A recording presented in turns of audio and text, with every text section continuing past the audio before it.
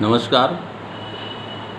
BEd second year और integrated BEd में BA और बीएससी थर्ड ईयर के विद्यार्थियों के लिए हम ज्ञान एवं पाठ्यक्रम कंपलसरी विषय का अध्ययन कर रहे हैं। प्रथम इकाई का अध्ययन करते समय हमने पिछले पाठ में आधुनिकता के अर्थ और उसकी परिभाषा को विस्तृत रूप से समझने का प्रयास किया था। आज उसी बिंदु को हम आगे बढ़ाते हैं और आधुनिकीकरण की विशेषताओं पर चर्चा करेंगे। आधुनिकीकरण की विशेषता। पिछले पाठ में हमने आधुनिकीकरण शब्द का अच्छी तरह से विश्लेषण किया था और समझा था कि यह परिवर्तन, रूपांतरण और गतिशीलता का द्योतक होता है।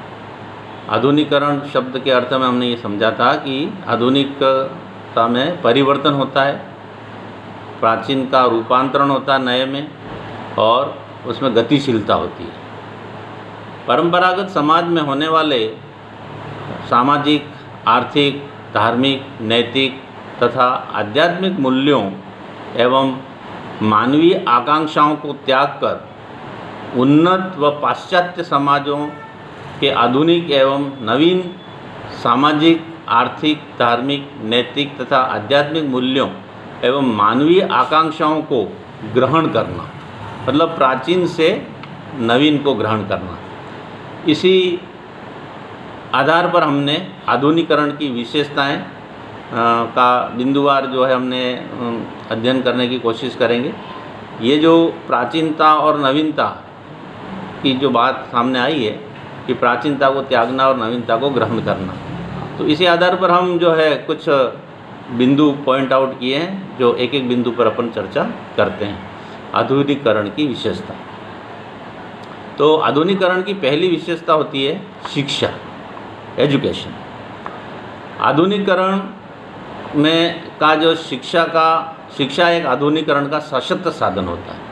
शिक्षा के द्वारा हम आधुनिकीकरण को गति दे सकते हैं, तीव्रता से उसको अपन प्राप्त कर सकते हैं। जिन समाजों में शैक्षिक स्तर उच्च होता है, शैक्षिक स्तर ऊंचा होता है, उनमें सामाजिक परिवर्तन भी बड़ी तीव्रता से होते हैं। ये हम आसपास के हमारे पर्यावरण में, आसपास के समाजों में हम जानते हैं, देखा है, अनुभव किया है कि जहाँ पर शैक्षिक स्तर ऊंचा होगा वहाँ सामाजिक परिवर्तन भी तीव्रता से होते हैं। आर्थिक विकास के नए नए मार्ग भी उसमें तीव्रता से खुलते हैं। वहाँ के लोगों में, समाज में ज्ञान का स्तर भी ऊंचा उठता है, ज्ञान का भंडार भी बढ़ता है और उच्च सामाजिक आकांक्षाएं होती हैं। कई तरह की नवीनताओं को ग्रहण करने की आकांक्षा उनमें होती हैं और नए नए नैतिक मूल्यों का स्थापन भी होता है। तो इस तरह से ये शिक्षा जो है वह आधुनिकीकरण का एक सशक्त माध्यम कहलाता है। शिक्षा के कारण ही ये जो है ऐसा सब संभव हो पाता है। तो दूसरी विशेषता पे हम दृष्टि डालें तो वह है प्रेरणा एवं उच्च आकांक्षाएं। समाज को कहीं न कहीं से कुछ नवीनता की प्रेरणा मिले और उनकी आकांक्षाएं भी उच्च हों। ऐसे आकांक्षाएं और उच्च प्रेरणा के कारण समाज में जो है नई व्यवस्थाएं बनती हैं। वर्तमान व्यवस्थाओं से वो संतुष्ट नहीं रहते।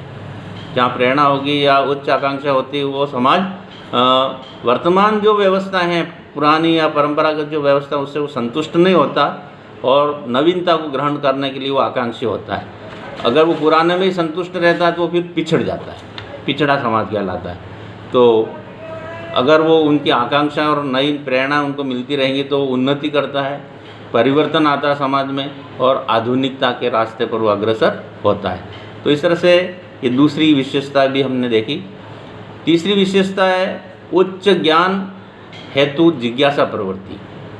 उच्च ज्ञान और जिज्ञासा प्रवृत्ति दोनों बातें होती हैं। समाज में ज्ञान आजकल क्या है, हर ज्ञान का जो है ग्लोबलाइजेशन हो गया है। वैश्विक स्तर पर जो है हर काम हो रहा है।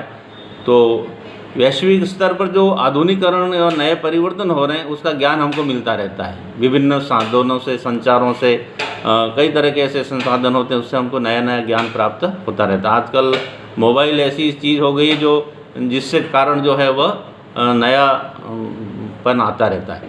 तो नया जो विकास है उसकी जानकारी हमको इनसे मिलती रहती है और इससे क्या हमारी जिज्ञासाएं बढ़ती हैं। उच्च शिक्षा के साधनों के अवसर हमको प्राप्त होते हैं, नई नई जिज्ञासाएं हमको प्राप्त होती हैं। तो आधुनिक विचारधारा से भी हम जुड़ते हैं। अगर कोई समाज में जिज्ञासा नहीं होगी या उच्च अध्ययन नहीं करेगा, उच्च ज्ञान उसको नहीं होगा, तो वह नई और आधुनिक विचारधारा से दूर रहता है, तो इसमें आधुनिकीकरण नहीं हो पाता। तो आधुनिकीकरण के लिए ये भी एक साधन होता है, जिज्ञासा प्रवृत्ति और उच्च ज्ञान। तो इसके कारण भी आधुनिकीकरण तीव्रता से होता है। अगली विशेषता होती है आधुनिकीकरण की ग्रहणशीलता। किसी चीज़ को हम ग्रहण करें। शिक्षा एवं सामाजिक परिवर्तनों के अलावा कई ऐसे पुरानी मान्यताएं हैं जिसको हम त्यागें और नवीनता को ग्रहण करें। कई ऐसे परिवर्तन आते रहते हैं समाज में। तो आधुनिकीकरण के लिए पुरानी मान्यताओं को त्यागना और नवीन मान्यताएं जो भी स्थापित होती हैं, नए मूल्य जो स्थापित होते हैं समाज में, उसको हम ग्रहण करें। तो ये ग्रहणशीलता भी एक बहुत बड़ा की विशेषता होती है आधुनिकीकरण की।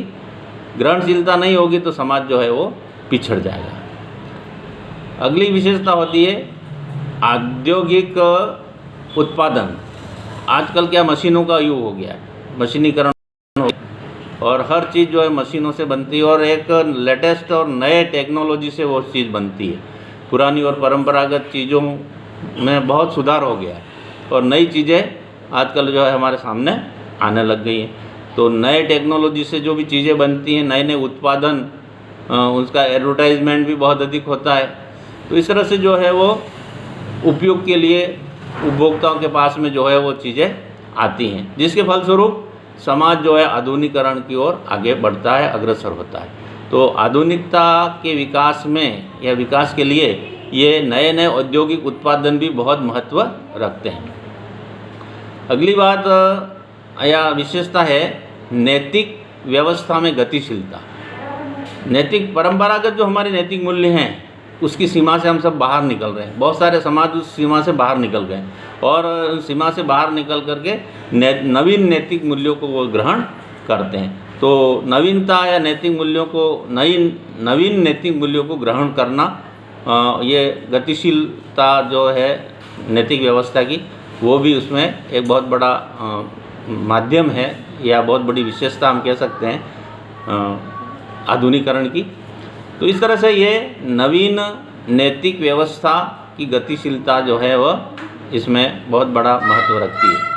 और अगली बात है सामाजिक परिवर्तनशीलता। हर समाज में कहीं न कहीं किसी न किसी रूप से परिवर्तन आ गए। नए पुरानी मान्यताएं हम जो है त्याग रहे हैं, तीव्रता से हम नए परिवर्तनों को समाज में जो घटित हो रहा है उसको हम एक्सेप्ट कर रहे हैं, ग्रहण कर रहे हैं और हम आधुनिकीकरण की ओर तीव्र गति से बढ़ रहे हैं। प्राचीन मान्यताओं को त्यागना और आधुनिक नवीनताओं को ग्रहण करना, यही सामाजिक परिवर्तनशीलता कहलाती है। तो इस तरह से हमने कुछ बातें ऐसी समझी कि कुछ बिंदु ऐसे हमने पॉइंट आउट किए आधुनिकीकरण की विशेषताओं में, जैसे शिक्षा, दूसरा है प्रेरणा एवं उच्च आकांक्षाएँ, तीसरी बात हमने उच्च ज्ञान हेतु जिज्ञासा प्रवृत्ति, ग्रहणशीलता, औद्योगिक उत्पादन नए नए जो हैं विभिन्न क्षेत्रों के, और नैतिक व्यवस्था में गतिशीलता तथा सामाजिक परिवर्तनशीलता। इनके कारण, इन विशेषताओं के कारण आधुनिकीकरण का जो है एकदम फैलाव हो रहा है, आधुनिकता का विकास हो रहा है और हर समाज आधुनिक बनता जा रहा है। और इसमें सबसे मुख्य बात होती है शिक्षा। इन सब का जो मूल कारण है शिक्षा। शिक्षा अगर परिवर्तनशील है, शिक्षा में बदलाव है, तो आधुनिकता निश्चित रूप से आ रही है और हम सब आधुनिक बनते जा रहे हैं। तो आज हमने आधुनिकता की विशेषताओं के बारे में अध्ययन किया। शेष बात अगले पाठ में। धन्यवाद। जय हिंद।